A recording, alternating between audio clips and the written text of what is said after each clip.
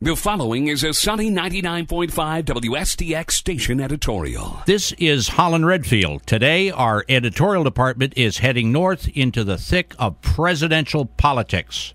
With Rudy Giuliani and Mike Huckabee and Mitt Romney in a virtual dead heat in the national polls on the Republican side, and Hillary Clinton in the lead with Barack Obama closing in fast on the Democratic side, so many times we get consumed by local politics and fail to realize the importance of the national presidential race, how it directly and indirectly impacts the Virgin Islands.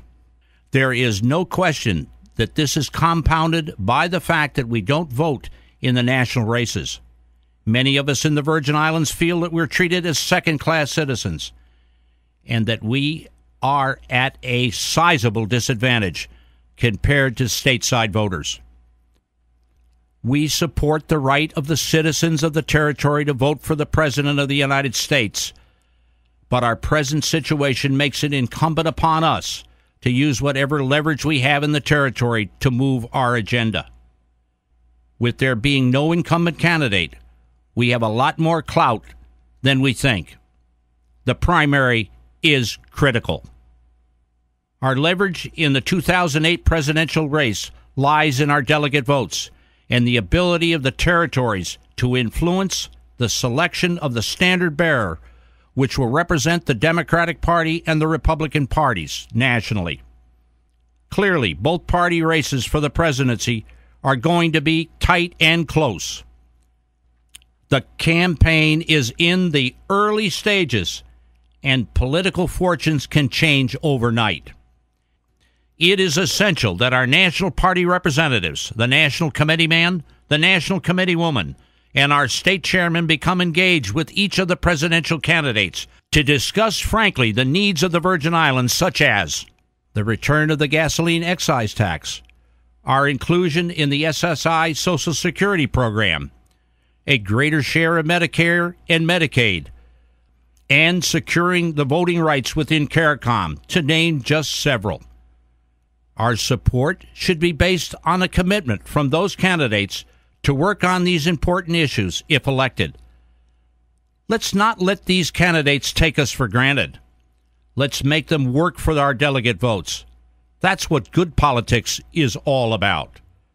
For the territories to get involved in a floor fight on the convention floor is just unproductive. It puts us at a tremendous disadvantage. Anybody running for the presidency from either party wants solid commitments early.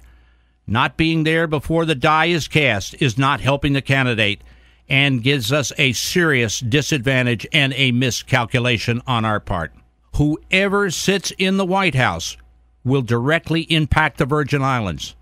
Much of the federal funding coming into the territory is discretionary. The executive branch has a great deal to do with the distribution of these valuable resources.